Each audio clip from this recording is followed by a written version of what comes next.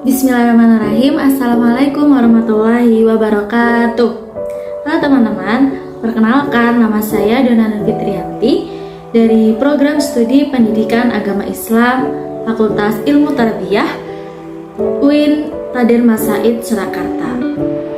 Nah, sebelumnya teman-teman, saya ingin memberitahu kepada kalian bahwa video ini saya buat untuk memenuhi tugas mata kuliah Manajemen Pendidikan Agama Islam. Nah, nanti di sini saya akan mereview sebuah jurnal internasional yang dikeluarkan oleh Professional Journal United Association for Labor Education atau Labor Studies Journal dengan judulnya yaitu Teacher Wage Penalty and Decrease in Teacher Quality Evidence from Career Changers, dengan penulisnya yaitu Eunice S. Han. Bagaimana ya teman-teman review jurnalnya? Mau tahu kan seperti apa? Langsung saja ya teman-teman, kita simak. Oke teman-teman, sekarang kita akan mereview jurnal yang berjudul Teacher Wage Penalty and Decrease in Teacher Quality Evidence from Career Changers. Nah, kita mulai dari abstraknya atau sinopsisnya. Jadi, jurnal ini membahas tentang hubungan gaji guru dan kualitas guru melalui dinamika karir guru dan non-guru. Ternyata, teman-teman, guru di sekolah negeri mendapat penghasilan jauh lebih rendah daripada lulusan perguruan tinggi yang sebanding di sektor non-mengajar. Melalui pelacakan perbedaan upah sebelum dan sesudah perubahan karir, ditemukan dua bukti, yaitu seleksi positif dan seleksi negatif.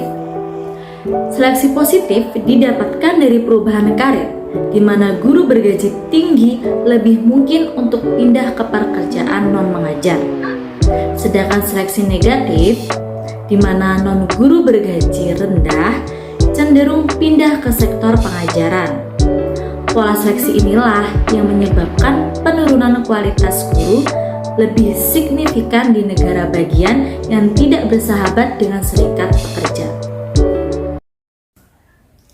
Selanjutnya kita akan membahas jurnal ini kenapa sih membahas tentang hubungan gaji guru dan kualitas guru.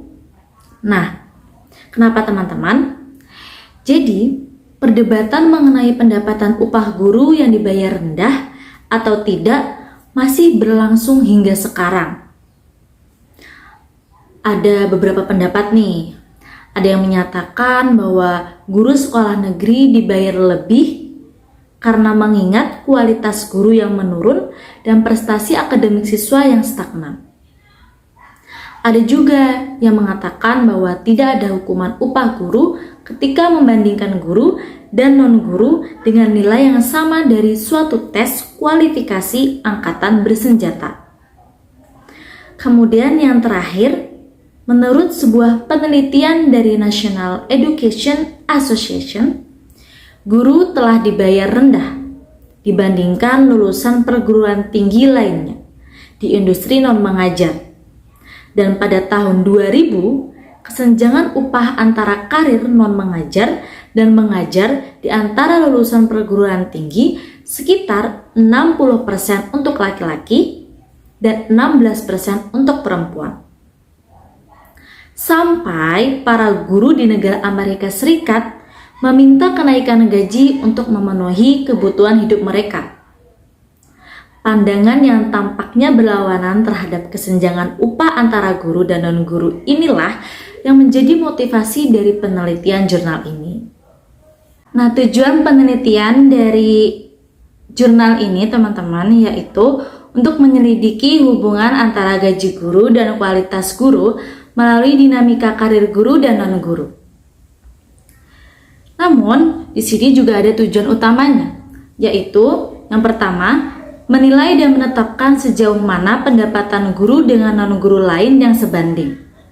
Yang kedua, menganalisis jalur karir guru dan non-guru dengan menggunakan perubahan pendapatan untuk pengalih pekerjaan untuk menyimpulkan perbedaan kualitas pekerja antara dua kelompok pekerjaan. Dan yang ketiga, yaitu untuk membandingkan hasil antara lingkungan hukum yang berbeda terhadap serikat pekerja. Selanjutnya, metode penelitian yang digunakan dalam jurnal ini yaitu metode kuantitatif dengan pendekatan literatur. Model penelitian yang digunakan yaitu model Roy versi 2 sektor, di mana model ini memprediksi antara seleksi positif dan negatif. Seleksi positif dilihat dalam hal kualitas pekerjaan, sehingga guru yang pindah ke sektor non-pengajaran lebih cenderung memiliki kemampuan yang lebih tinggi.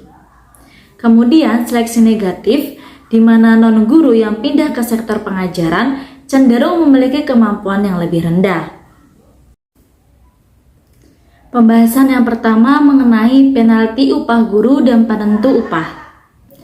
Berdasarkan laporan penelitian dalam jurnal ini, secara keseluruhan, guru sekolah negeri berpenghasilan 6,5% lebih rendah dibandingkan dengan lulusan lain yang memiliki penentu upah serupa tetapi bekerja di sektor non-mengajar. Dalam semua kelompok umur, hukuman upah guru di bawah 30 tahun lebih kecil dibandingkan usia 30-an dan 40-an. Pada usia kisaran 30-an sampai 40-an, hukuman upah guru menjadi lebih besar dan tetap tinggi di usia 40-an. Sedangkan pada usia 50-an ke atas mendapat hukuman upah terkecil. Dalam tabel lampiran pemegang pekerjaan, menurut kelompok pekerjaan dan jenis kelamin, menunjukkan bahwa tidak adanya tunjangan tambahan dalam analisis yang mengarah pada tingginya hukuman upah guru. Melihat bahwa pendatang baru ke pasar tenaga kerja seringkali lebih mementingkan gaji daripada tunjangan ketika memilih pekerjaan. Hukuman upah pun menggunakan penghasilan mingguan per jam yang memberikan penilaian yang baik. Hukuman upah guru berkemungkinan akan memaksa guru untuk mengerjakan banyak pekerjaan daripada non-guru. Walaupun dalam sektor pengajaran ada ketidaksetaraan upah guru, namun masalah tersebut masih lebih kecil dibandingkan dengan sektor non-pengajaran. Yang kedua, pembahasan mengenai perubahan karir antara sektor pengajaran dan non-pengajaran. Hukuman upah guru dan tingkat jabatan ganda guru yang lebih tinggi dapat menjadi faktor pendorong bagi guru dan mengubah kualitas pekerja rata-rata melalui perubahan karir antara sektor mengajar dan non-mengajar. Dalam dinamika karir dan perubahan pendapatan untuk guru sekolah umum, ternyata rendahnya tingkat pengembalian pengalaman guru muda berkontribusi pada rendahnya tingkat retensi guru di antara guru pemula. Guru sekolah negeri yang pindah ke sektor non-pengajaran di usia 20-an mengalami peningkatan besar dalam pendapatan mereka, kurang lebih sekitar 12,4%. Mengapa teman-teman? Karena mereka menemukan peluang penghasilan yang jauh lebih baik di luar sektor pengajaran. Perkiraan peningkatan pendapatan ini menghasilkan keuntungan penuh dari meninggalkan sektor pengajaran, karena sektor non-pengajaran menawarkan pengembalian pengalaman yang lebih tinggi. Guru berusia 40-an ke atas memiliki tingkat pengembalian pengalaman yang lebih tinggi daripada non-guru dari kelompok usia yang sama. Hal ini menunjukkan bahwa gaji guru jika diukur dalam pendapatan per jam bersifat backloaded yang memberi bobot pada senioritas. Dengan demikian, guru yang lebih tua lebih baik menetap di sektor pengajaran. Non-guru yang pindah ke sektor pengajaran di usia 20-an dan 30-an menerima pendapatan lebih tinggi masing-masing sebesar 8,3% dan 4,4%. Mengingat bahwa guru dalam kelompok usia ini menghadapi hukuman upah. Non-guru yang masih memutuskan untuk menjadi guru lebih cenderung menjadi orang-orang berkemampuan rendah dengan jalur karir yang kurang berhasil di sektor non-mengajar. Non-guru dalam kelompok usia yang lebih tua jauh lebih baik menetap dalam pekerjaan mereka saat ini. Untuk perubahan pendapatan menurut pengalaman potensial bagi orang-orang dengan pengalaman kurang 20 tahun ke bawah, guru memperoleh peningkatan besar dalam pendapatan mereka ketika mereka meninggalkan sektor pengajaran. Non-guru dengan pengalaman 20 tahun dan kurang mendapatkan peningkatan yang cukup besar dalam pendapatan mereka ketika mereka pindah ke sektor pengajaran. Pengembalian pengalaman untuk kelompok pengalaman yang lebih besar antara 20 dan di atas lebih besar untuk guru sekolah umum daripada non-guru. Pembahasan selanjutnya yaitu mengenai hubungan antara hukuman upah guru dan serikat guru. Untuk mengetahui hubungan upah guru dan serikat guru, kita dapat menganalisis melalui kesenjangan upah mereka dengan lingkungan hukum yang berbeda. Ternyata, guru sekolah umum baik laki-laki maupun perempuan di lingkungan hukum lainnya menghadapi hukuman upah yang cukup besar, berkisar antara 8% dan 16%. Di kelompok lain, di mana guru menghadapi hukuman upah yang besar, bagaimanapun adalah guru yang pindah ke sektor non-mengajar, yang melihat keuntungan besar sekitar 11% sampai 18% dalam pendapatan mereka. Non-guru memperoleh peningkatan yang lebih kecil dalam pendapatan mereka setelah pindah ke sektor pengajaran. Mengapa? Karena hukuman upah yang besar, guru berkualitas tinggi mungkin lebih untuk meninggalkan karir mereka dan menemukan peluang yang lebih baik di sektor mengajar.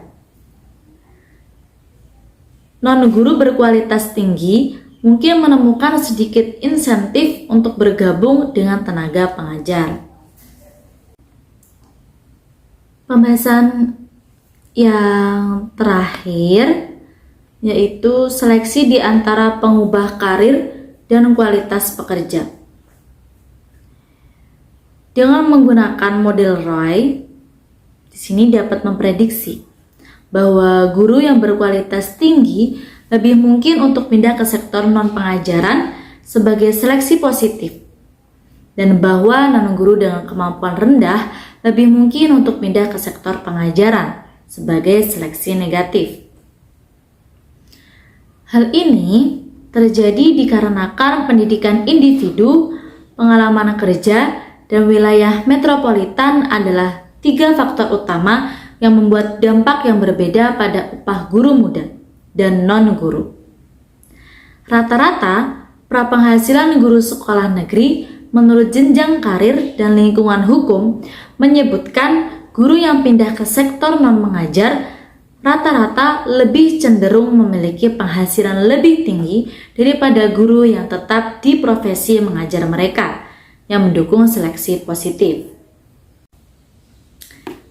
Jadi teman-teman, kesimpulan dari jurnal ini yaitu ternyata hukuman upah guru dapat menciptakan lingkaran setan dalam sistem pendidikan yang mengarah pada keseimbangan yang merugikan antara gaji dan kualitas guru. Gaji guru yang rendah tidak akan mampu menarik anak-anak muda yang cerdas ke dalam sektor pengajaran, sehingga kualitas guru akan mulai rendah dikarenakan kualitas para pelamarnya juga rendah, yang menyebabkan kurangnya guru di sektor pengajaran. Melalui mekanisme seleksi positif dan negatif dalam dinamika karir, guru dengan produktivitas rendah lebih mungkin mempertahankan di sektor pengajaran. Sedangkan non-guru dengan kemampuan rendah lebih mungkin untuk pindah ke sektor pengajaran. Cara yang ampuh untuk mengubah komposisi kelompok pelamar dalam dinamika karir adalah dengan meningkatkan kompensasi guru dan menaikkan gaji, karena tidak mungkin hukuman upah guru dihilangkan begitu saja. Oke teman-teman, mungkin ini saja review jurnal kita hari ini. Mohon maaf jika ada salah kata atau hal-hal yang kurang jelas, kurang paham, karena emang itu kesalahan dari saya. Jelas, saya ingin mengucapkan terima kasih dan mohon maaf yang sebesar-besarnya atas kesalahan dan kekhilafan saya. Kurang lebihnya mohon maaf teman-teman. Wassalamualaikum warahmatullahi wabarakatuh.